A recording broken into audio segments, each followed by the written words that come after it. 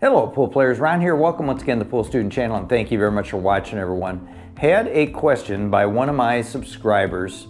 He asked me to explain in better detail the loose grip. So just a quick video. I want to say this, it's very helpful, and the reason why a loose grip is necessary, in my opinion, is that when you come through the shot with your forward motion, you're not grabbing the cue and manipulating it. You cannot do it if you're just barely holding it. So what I think of, this is just me, now you guys are gonna adjust your grip, but the main point is definitely have some sort of a loose grip. So what I think of course, it's your thumb, and if you look at the action here, I have my hand on the cue, but realistically it's really one finger.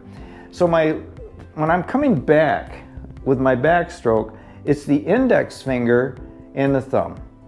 And then as I come forward, the middle finger takes over, and the index finger leaves the cue, leaves any pressure on the cue, I should say. And the back two fingers, the pinky and the one next to it, they're never involved. So I go forward, and then I'm just using the middle finger and thumb as I go through the shot. I might touch with the second to the last finger, but it's not manipulating the cue.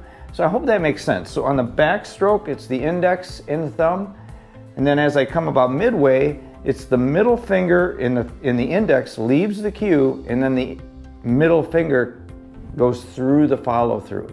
That seems to work best for me. And you'll get a lot of action on your cue ball, and your cue will stay straight.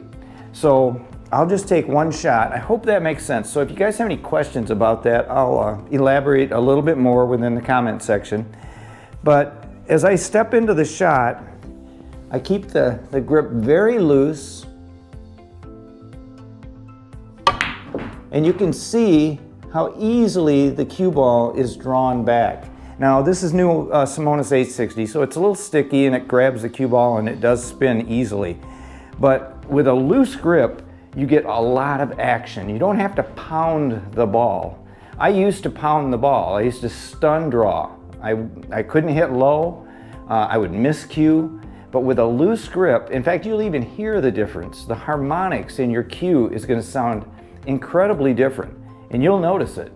And that's a good thing. So what you're basically doing when you're using a loose grip is you're letting the cue do the work, okay? So that's the best way I can put it. I hope this is helpful to you guys. Leave some questions and comments, like I said. And until next time, keep on practicing.